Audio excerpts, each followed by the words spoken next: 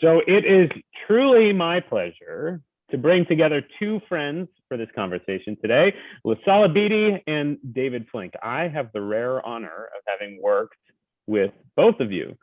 Lisala serves as the Director of Music and the Brain, a music literacy program in 340 schools across the country that strengthens young minds through the language of music.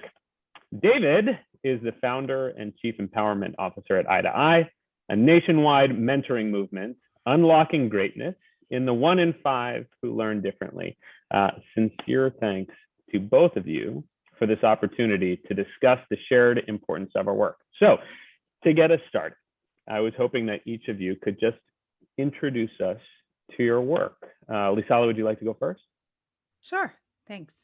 Great to be here. Very excited for this conversation.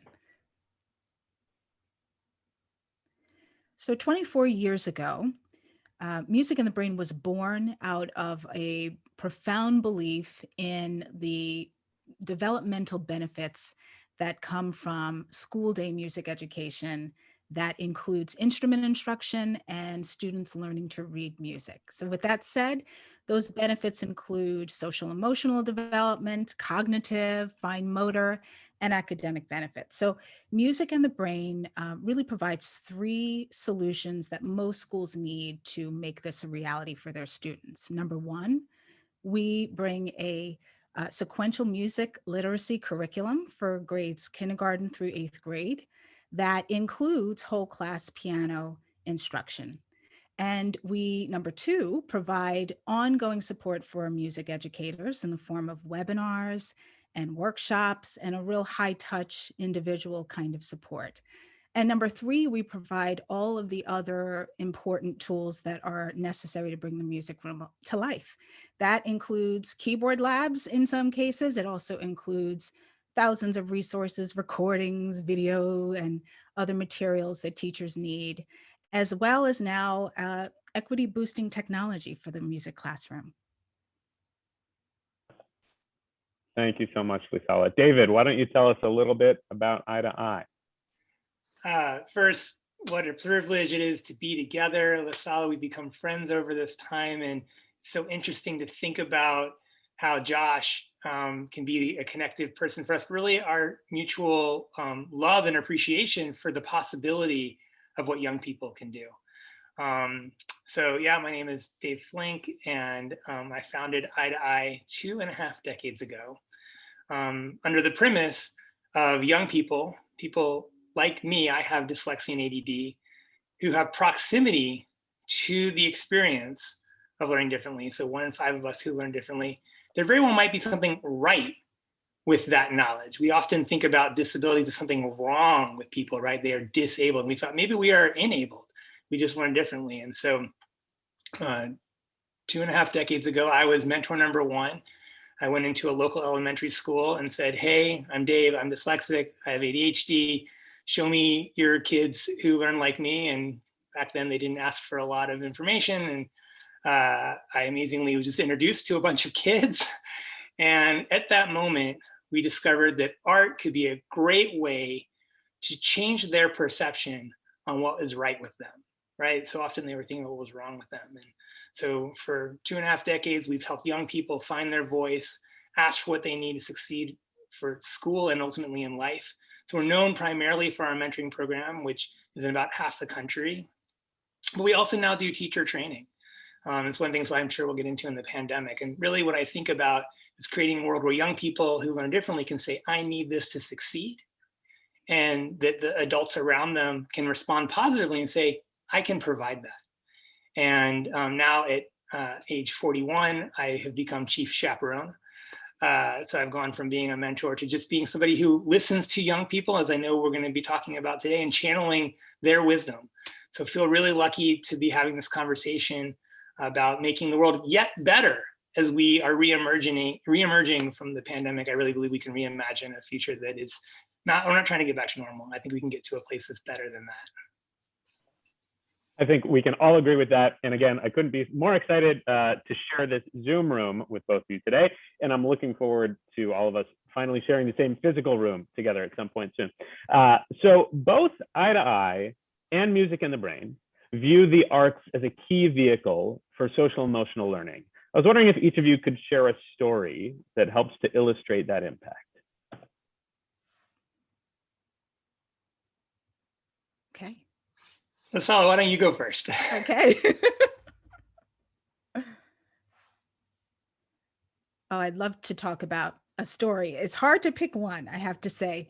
For Music in the Brain, I think that social emotional learning has been at the core of everything that our lessons are about. And before it was called social emotional learning, I think about students who are building critical thinking skills and their self-awareness and their confidence and collaboration and task persistence, so many things that are part of our music lessons. So every student, I think, gets a piece of this in each lesson, but I do have to mention one example. We right now have an amazing intern with us for the summer. She's 19, and she is just about to graduate with her bachelor's in classical piano. And she was first introduced to the piano through our program when she was in kindergarten. And I met her a number of times through her education, and she has described to me in our conversations with so much fondness what these Music in the Brain lessons meant for her, the kind of access that it gave her, and also the way that it helped to build her self-confidence. She described being the youngest of three, and her sisters really got the spotlight on the academic side of things, but for her, music was the place that she was able to be called upon to help others. And she loved it, and it was an opportunity for her to learn how to present herself. And it really gave her some critical skills that she takes on in today. And so her life now is so bright as she's about to become a professional musician officially. And that's something that we don't always strive for with our program, but it did happen in her case. But I think beyond that, the social emotional skills she acquired during those lessons really plays a part in who she is today and her sense of confidence in what she can do in the future. That's amazing. What an impact. Dave, how about you?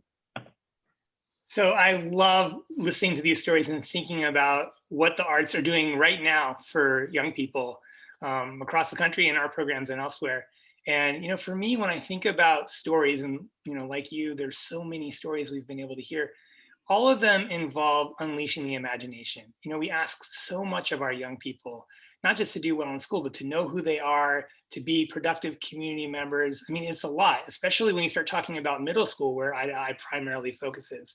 I remember one of the earliest stories where I was 100% sure arts was going to be the way to go, was we were asking kids to talk about what we felt was simple. What are your strengths and weaknesses? If kids and literally just say out loud, I'm good at this, I struggle with that, we can go from there, right? We can help build up some accommodations for their weaknesses and celebrate their strengths. And we couldn't figure out how to ask that question.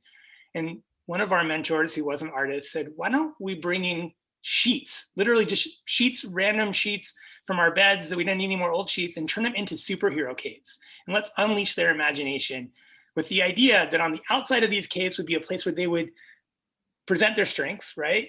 And on the inside of these capes would be where they would feel like they could write their weaknesses. It's a hard thing for any of us. Even as adults, we struggle with, saying out loud what our weaknesses are.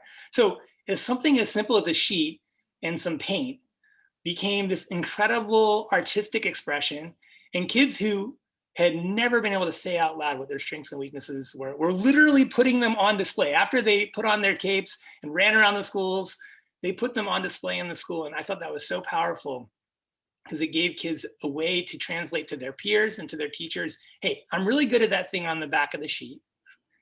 And when it's safe for me, I want to show you what's inside here, some of my weaknesses, and giving kids the confidence to be able to say both of those things. And I guarantee you, you ask most middle schoolers, what are your strengths and weaknesses? And they're going to struggle. You give them something simple like a sheet and some paint, and they'll be able to run wild. And that's just one example of a million that the arts let us do. There's no boundaries. There's only possibility. And I think that is just something so wonderful about the way in which arts can be a communicative device for young people to be able to find their best selves. I love it. And I might have to borrow the superhero cape and ask our team to do that same exercise, because I think we can all use that kind of experience in understanding where we excel and the areas in which we want to grow. So thanks for that. Now, beyond social emotional learning, which we often refer to as SEL, inequity in education is one of the biggest challenges that each of you is seeking to combat. So we all need allies in this fight. Who are your allies? And who would you like to join their ranks as allies? Dave, why don't you go first? I mean, I think it's first just really important to name what you led with the conversation, right? Like, where are these inequities? And, I think that there's an important moment to say, like, everybody is not struggling equally, and some people have too much time with the mic. And so we have to actually like highlight some of the allies are people who, by the way, people like me, white men, like we have scaled the proximity of white Christian men, heterosexual, cisgender. I can go on and on. Like, these are not the folks. I'm not saying that there isn't struggles. Some with dyslexia, that is part of my struggle. But if you are a low income minority student who also has a learning disability, I mean, there's just so much against you. So allies have to be people who are ready to share the mic. And I recognize, as a white man doing a lot of talking today, I am only here channeling the lessons I've learned, listening to the young people that we serve every day. So some of your allies are the people who have power and need to pass the mic. And some of the allies that are right there next to you. We do so much harm in not giving young people, especially, a chance to share their vision of how they would like to see the world. We think of young people as these entities that we either deposit knowledge in or protect, and they are ready to change the world. In fact, if you look at the history of the world, rarely has the world ever changed if not led by young people. So for me, it's about shifting power, and it's about doing authentic listening, and then as adults, reacting. And so much of the work that I joked about being the first mentor and now the chief chaperone. My job really is to, chaperones, I think, sometimes make an indication about safety. Obviously, I want our young people safe, but really my job is to sit around, listen, and do like what we're doing today. This is what I call cross-pollination. I'm like a little bumblebee.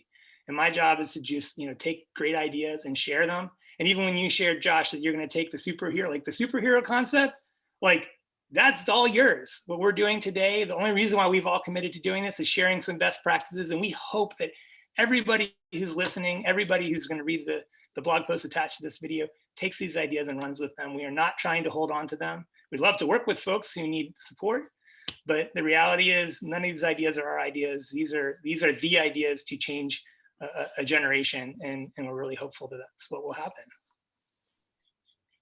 Thanks, Dave. Sharing ideas, passing the mic. In that spirit, Lisala, who are Music in the Brain's allies in fighting inequity in education, and who else can we recruit to join them?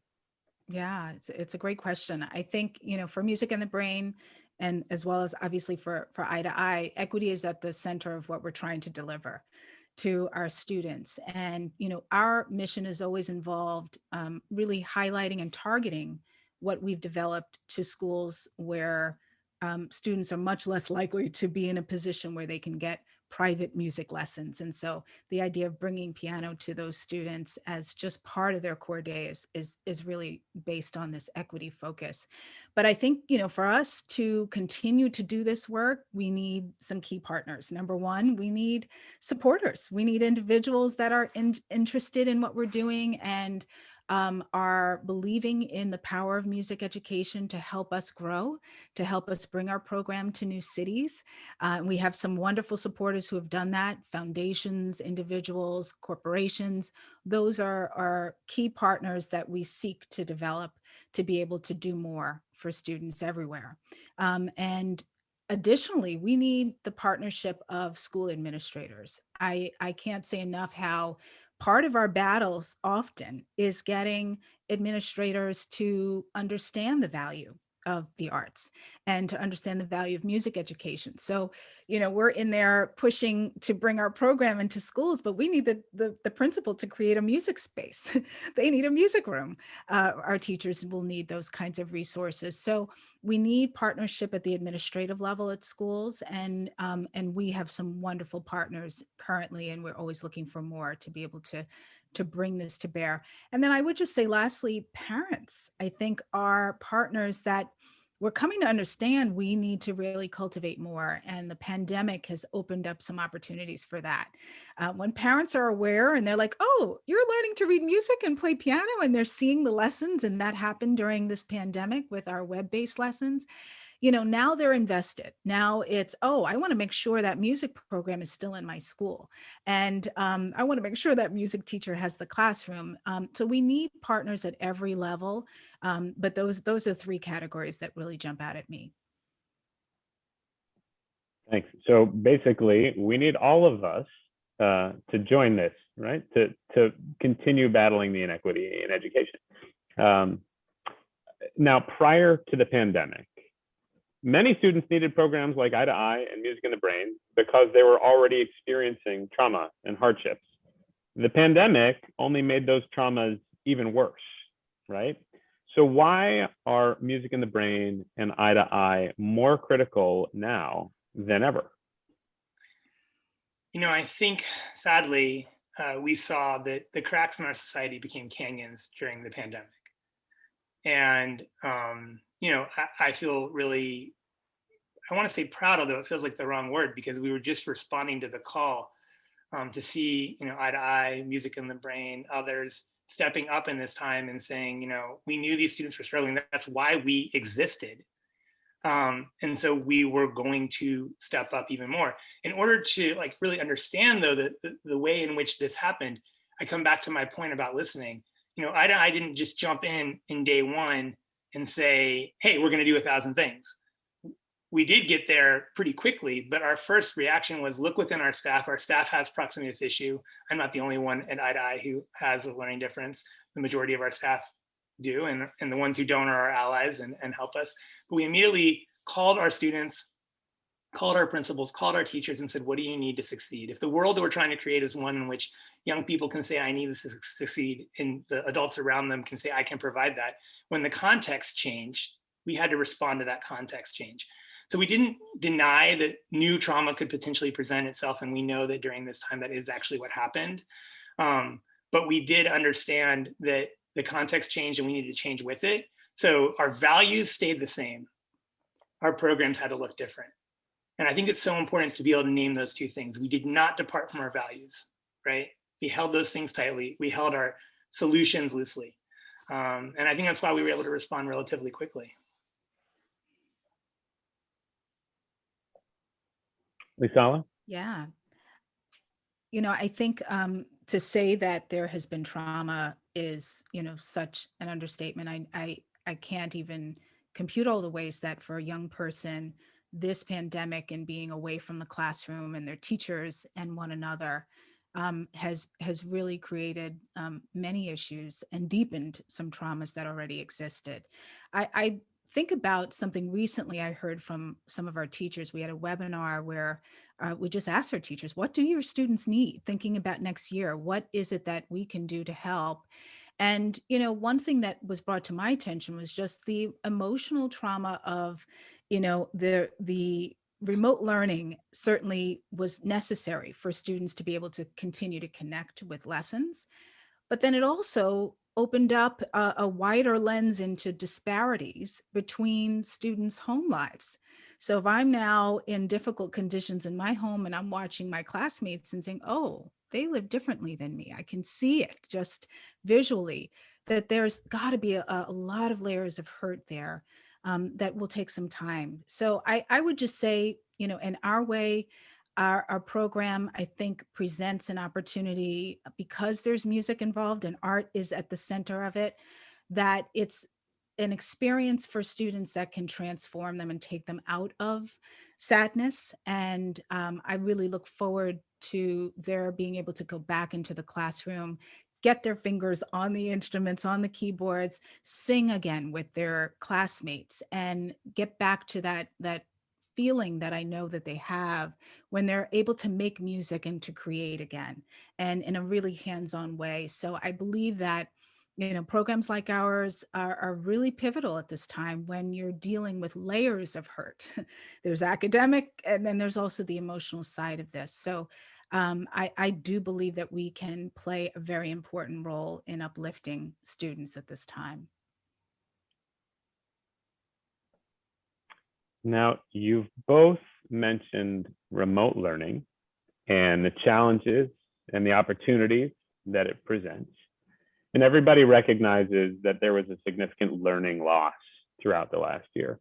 So I'm curious as to what have your organizations done to help teachers and students with that learning loss? And what have you learned or created during this time that'll deepen your impact moving forward, even beyond the pandemic?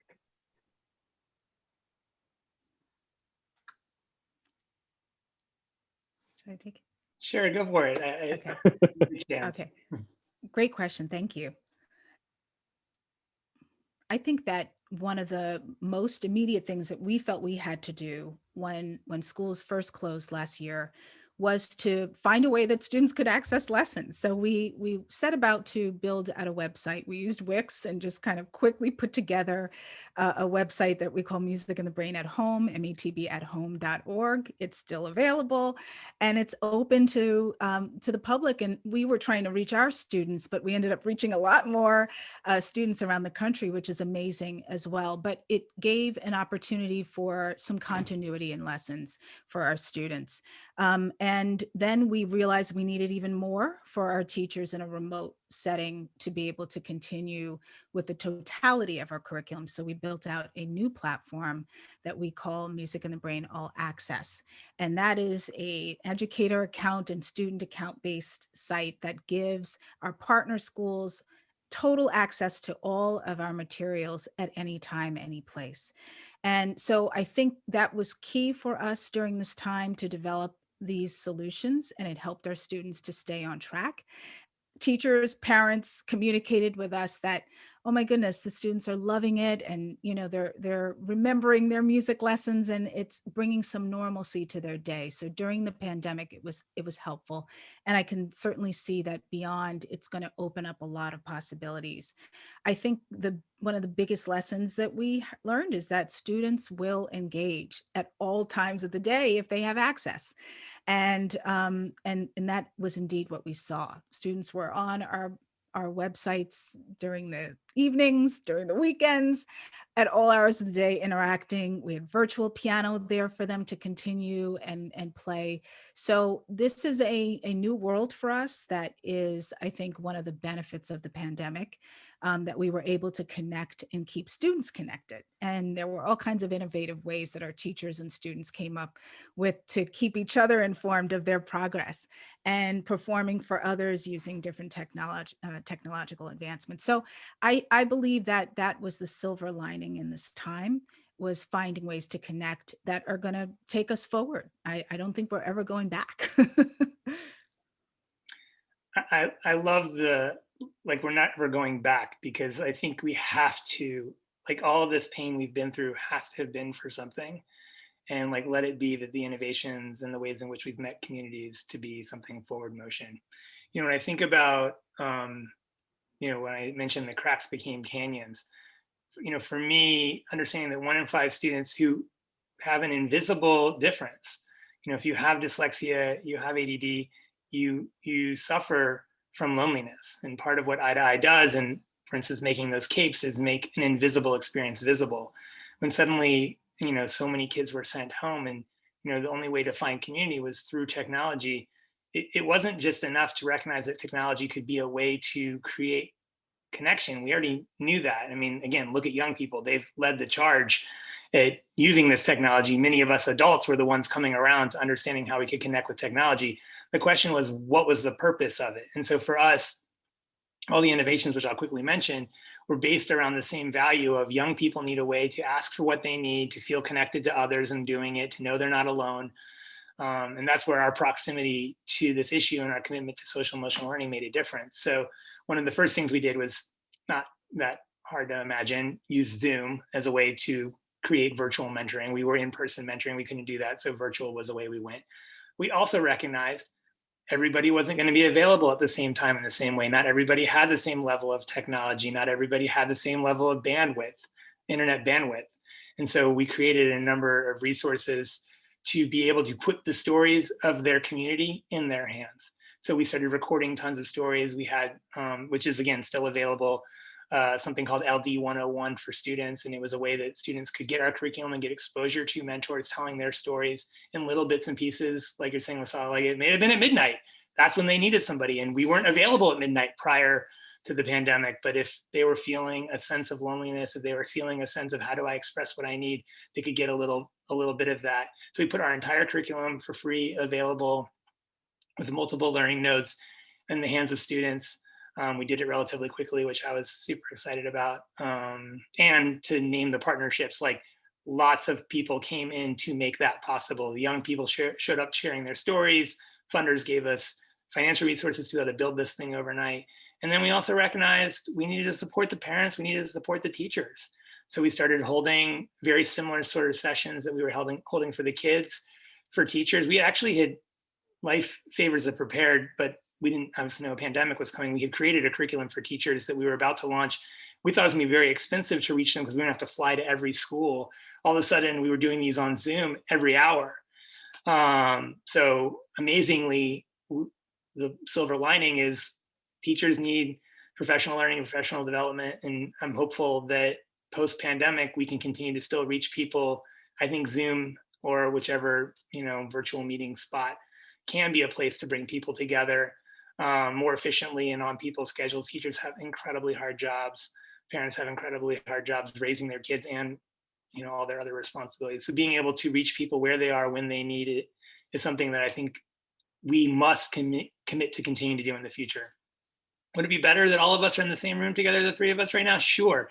But the fact that we can do this across the country right now is also pretty exciting. And I'm sure all the folks who are reading and watching this right now are catching us whenever it's convenient for them. And that's really good too. So you both said, we're not going back. We can only move forward. Remote learning, the virtual world is a great way for all of us to connect more frequently, lots of opportunity there. And yet, Dave, you mentioned that due to uneven circumstances, some students, some learners were left behind as a result of remote learning throughout the last 16, 17 months. So how can we all make sure that remote learning provides a more equitable experience for all learners moving forward? So that's a great question. And I think it comes back to listening to our students and also recognizing that we as adults make choices all the time.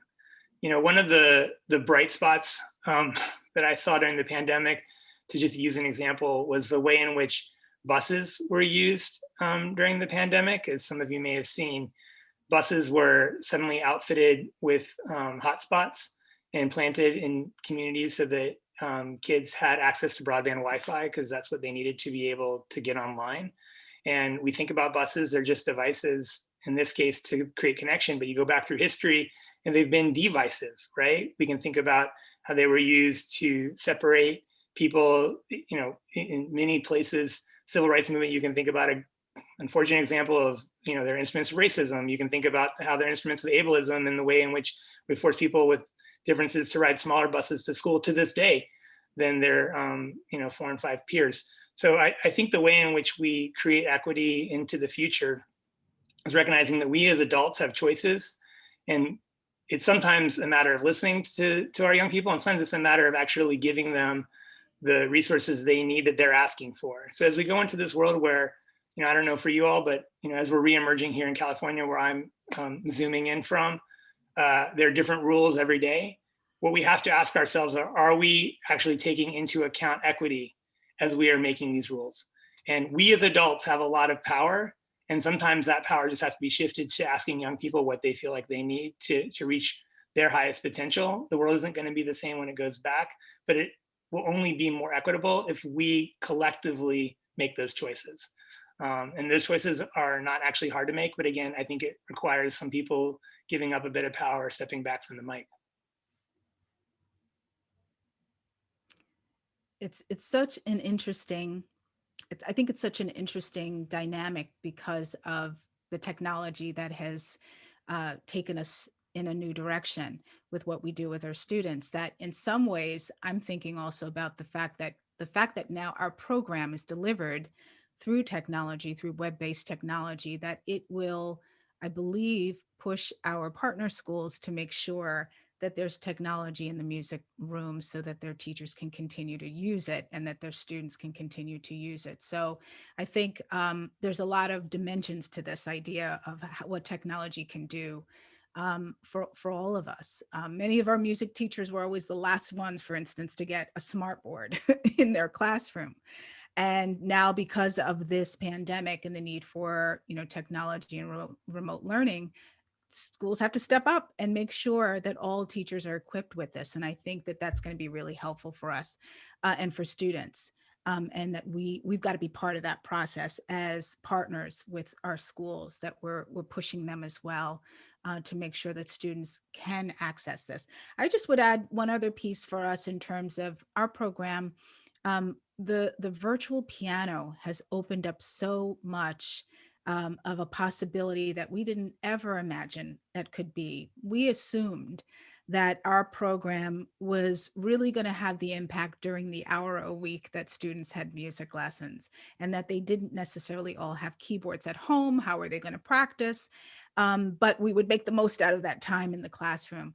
And because of our investment in our new platform, we are essentially giving keyboards to all of our students that they can access at home. And I have to kind of toot our horn here. It's a fabulous record and submit keyboard that they can send their practice and performances of songs to their teacher, and their families can hear it. And so I am thrilled beyond measure at the fact that we have begun to address this inequity. We always expected, oh, they're not going to be able to practice, and now they can. So I just think that the technological advances are really going to take us to a new place and create so much more equity. Of course, they've got to have access to the web. So we still, as a educational system, have to step up to the plate and make sure that students have the access, have devices that they can access additional learning. Thanks. So we've been talking a lot about how learning has been taking place in the home for the last 16 months. And we've only a few times talked about parents and caretakers. And we all know that parents and caretakers have been overwhelmed throughout this time, and they're going to continue to be tasked with juggling new schedules and helping with traditional, quote unquote, traditional homework. What are some achievable ways that parents and caretakers can play an active role in their child's out of school artistic and social emotional learning too? I want to jump in because I'm just excited about this idea. It makes me, it makes my heart sing, because as a parent myself, who loves the arts, recognizing that one of the things I've been able to do is to take away the scariness of the arts. And it's actually given me a gift to replenish my soul, because I can do these arts with my kids, and sometimes without my kids, because I need that artistic expression to find myself. And I encourage families, in whatever way that's right for you, to look for that. But to understand that, like, there's a way in which we've described arts that's like good art, and that's an awful idea.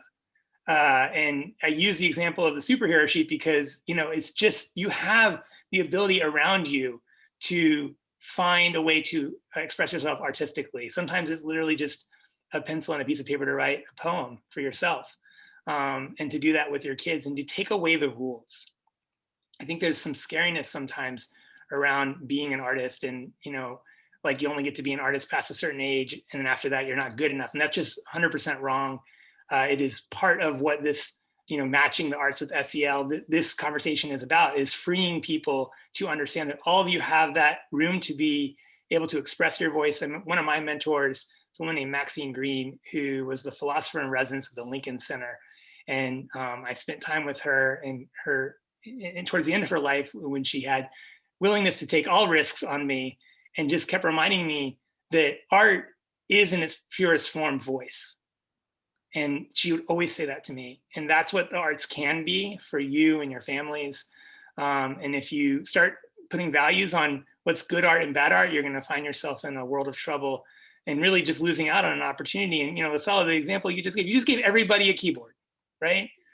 There is no value that a real keyboard is a physical keyboard. A real keyboard is where you decide to play music. And you've just given everybody in the world a real keyboard, if I understand it correctly, right? In the whole world. No. In the whole world. Thank you, by the That's way. been- Thank you.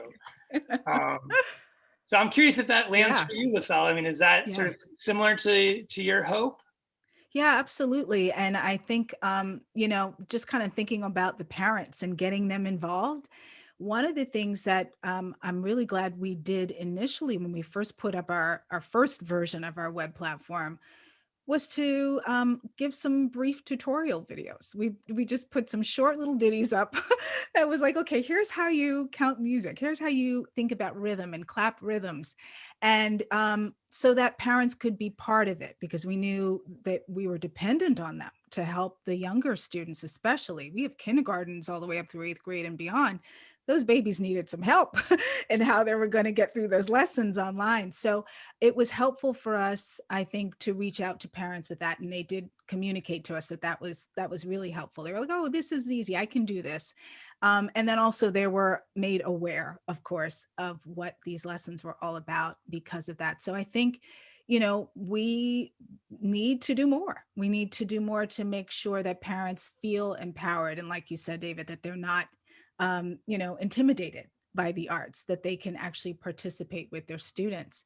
And I would just say, you know, from the students' perspectives, that they are so motivated when their parent even takes 1 minute to hear them practicing or to see what they're creating. And I just love the idea that now that's going to be in their homes, and it won't just be, can mom and dad make it to the recital, you know, but that they can actually hear them and understand what they're working towards and how they're, you know, improving week to week to week. So I would say for families and parents that we just need them to maybe take a minute or two, and it doesn't take a lot for them to inspire their child to dig deeper and to try harder and to keep going. And maybe I'll add one other thing, which I've heard a lot from some of the parents that we've worked with, which is a realization, and I can say this as a parent, that like my kid is not a clone of me. Mm. And, you know, just allowing parents to understand that your kids are on your own journey, you're on your own journey. Give yourself the space to be human, give your kids the space to be human, and be human together. And of course, during quarantine, where obviously, you know, teenagers are meant to want to get away from their parents, and of course they were home, so the arts can be a way to find you know, connection and communication, and just being willing to be broadly defined in how we're describing that communication and using the arts as a tool, whatever form that takes. And it may be very different for everybody in your household, and that's okay. But if it's there, it's just another tool to lift your heart. This is great. I can only imagine all of the at-home piano recitals, all of the at-home art projects and poems that are taking place, as you said, around the globe right now. And I'm sure that parents are excited for school to come back. And we hear that countless students can't wait to get back to school too. So how do each of you think that your work has boosted kids' excitement to get back to school? And how is it going to shape their return positively as they come back to school in the fall? So I'll happily jump in, because this is a conversation that I've been privy to through our work in Eye to Eye and even in my own household. You know, kids are excited to go back to school because kids were always excited to go back to school until we told them something other than it should be exciting. And we started, you know, a path where so many students have struggled. So we have a chance to have a hard reset, and we can't let that chance go to waste. You know, one of the things that concerns me is I've heard conversations around decision makers at schools that they're talking about all students again. And we don't need to be talking about all students. We need to be talking about the students on the margins. And we know who those students are. We've discussed them, you know, here today. And so we can be excited to celebrate space that has always worked for kids. And we should have the courage to celebrate the enthusiasm of our young people and to create space that is reactive to that. And we, for the first time in my lifetime, and I've worked in education my entire career, there's actually federal funding there to make decisions to bring programs like Eye to Eye, Music in the Brain, and others choose your schools, and we are here to just help you. And so, I think for those who have the power to help influence those decisions, please make those choices, use those dollars to create new and different spaces that are more inclusive. And for the families that are listening and you hear your kids excited, celebrate that. If you hear trepidation, listen to that. That's coming from a place of, oh my God, this is new, this is going to be different, I don't know what it's going to be. You can channel that into something really positive if we listen and then actually say, hey, I heard you and I went to the school board, and that thing you were concerned about, like you weren't going to have community, here are 4 things that are happening on the first day back to school in September that's going to make sure you feel seen, heard, and valued. That's what our young people need. That's what we have a responsibility to do as adults, to create spaces where that's the case. So I'm super excited about this moment because I've never lived through this moment. I don't want to have another pandemic. So let's use this the right way. And we have everything set up to do something great if we make the right choices. David, I think you touched on some great points. I think that, the students, when they return to their classrooms in the fall, and hopefully everything will be really back to normal at that time, I believe that because of this time, they're going back to greater resources. I know I can speak for the music lessons that they'll be having.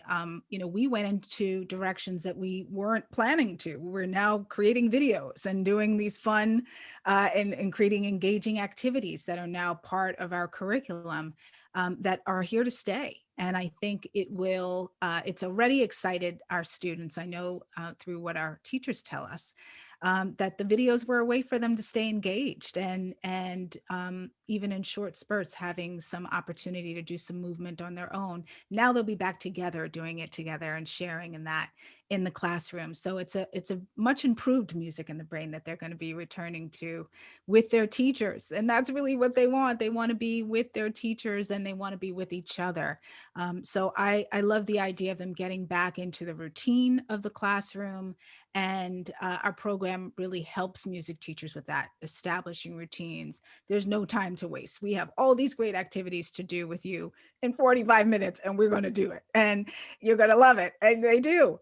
And I'm just thrilled that we have additional resources to give them that not only will they enjoy together, but that they can also continue to connect with remotely on their own at home.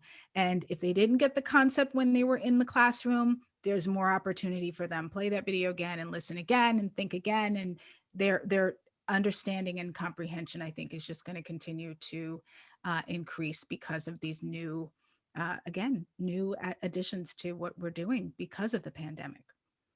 I want to highlight one other thing. I know this comes from conversations we've had with our young people. We've talked a lot about the resources that we are here to provide schools. We also have the collective knowledge. And one thing that was probably the most fun I've had in the pandemic was we brought together, I think it was about 150, 200 students virtually over MLK weekend, right as the new administration was starting. We asked them directly, what do you want school to look like in this new administration when this pandemic's over? And they wrote a letter, which they sent to the Biden administration and said, here's what we expect. And that collective wisdom lives on. You can still find the letter on our website. We're actually meeting with members of Congress tomorrow. Wow. By we, I mean young people are meeting with their members of Congress, and we just help set up meetings. But these stories, our programs have gotten better, and we're here to help tomorrow in schools. But we also have the collective wisdom of our young people. And all we had to do was ask them and just keep listening. It's inspiring to think that school could be an even more engaging experience, an even better experience for students. And you make good points of listening to young people and allowing them and empowering them to be change makers.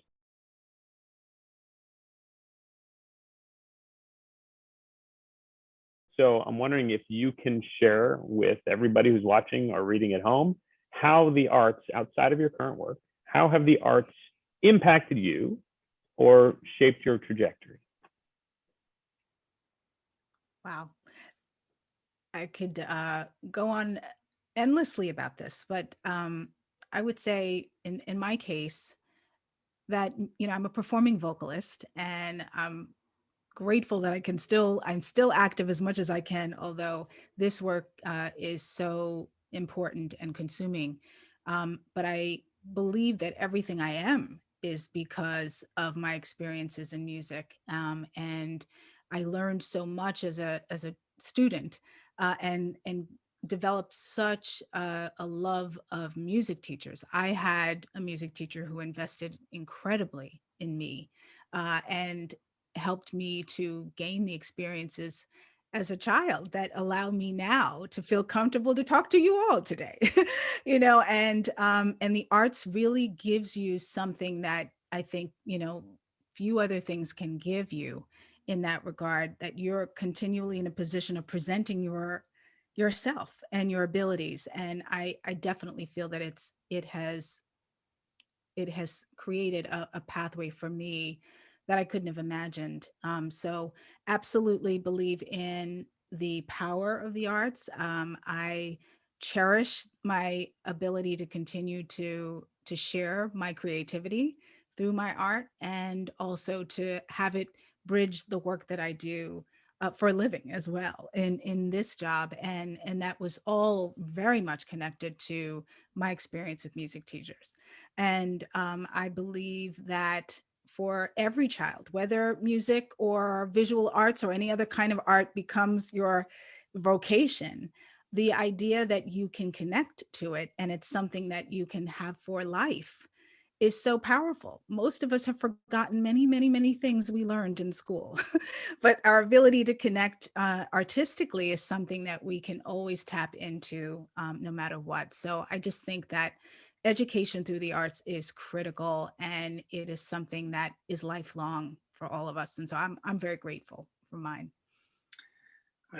I love listening to that story and imagining the journey that you've been on, and continue to be excited to see how that influences who you are in the time to come. Before I answered like the trajectory, I just have to say, like, you don't stop being this.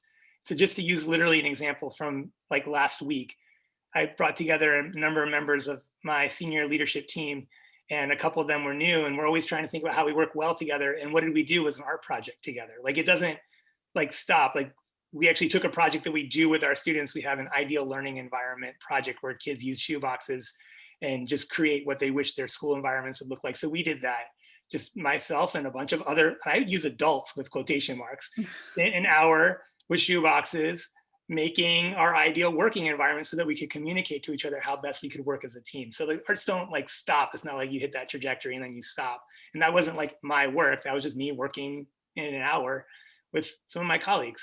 But how did I get to a place to be silly and take some risks and break down borders like that? It's because when I was a kid, the arts changed my life. And most primarily, I mean, I spent time in theater, and I wrote poetry and music. But for me, the primary artistic expression that I discovered in 4th, 5th grade was being a magician. I was a magician. I continue to know how to do some magic, not today, sorry. But for me, the favorite part about being a magician, especially because I was like, by the time I was like in, I don't know, 6th or 7th grade, I started doing magic shows for kids. So I was a kid doing magic show for kids. And what it really taught me was not, could I do the trick, but could I tell a story? Could I unleash something in kids about my age that was imaginative and fun? And everybody knew that the thing I was doing was just a trick, but because we all suspended our belief that there was a way to do this, and instead, what was the story? Like, for me, that I believe in authentic magic. Authentic magic is what we did today, right? We came together, we decided to try and stitch together a story about something in the future that none of us have ever seen, right? We do not know what tomorrow will bring. But because I believed in magic as a kid, I still believe in magic as an adult. And that's one of the things the arts just give us, is a chance to believe in something that has never been possible, but absolutely can be if we just try it. Wise words, and the story, the narrative that both of you are shaping is really exciting. And I know that we're all looking forward to seeing it continue to play itself out. Before we wrap up, any last words that either of you wanted to share? I just would love to thank David and thank you, Josh, for this conversation, because I think it's critical. It's so important that that more people know the kinds of work that we're doing, and that students need us. and that schools need us, and that we all come together to make that a possibility for more and more students. I am thrilled to have had this conversation. I've learned a lot, and I hope we'll do it again. I think for me, I just want to express love. I think if I really learned anything in this pandemic, it's that I believe that we can love across difference. And today we are showing love across differences in our organizations, across differences in our geography, and across differences in our own individual stories. And yet I hope people are listening, who many of whom I'm sure we've never met. And I hope to meet all of you who are going to, I generously share whatever mind space or time to read this piece or to listen to us talk. But it's about love. And I think that we've also seen in this time so much anger and hate and suffering. And we have a choice every day to invest in love or to invest in fear and hate. And social emotional learning is, in my mind, just another way to express love and kindness, to find our best selves, and particularly for young people, give them a chance to take a risk and to discover something about themselves they don't already know. But this was all love for me today. So thank you to each of you for the chance to wander in some thoughts. And thank you to folks who are listening or reading this to take a chance on us. And we hope to continue to find ways to partner and be friends and express love across difference in the future. Thank you both so much. It's clear that you love what you do. You love the impact that you're making. And these are great words to part on. I'm lucky to be in the same room with both of you and to know both of your work. So excited that we got the chance to share with everybody else today. All right. Take care. Thanks so much. Thank you. Thank you.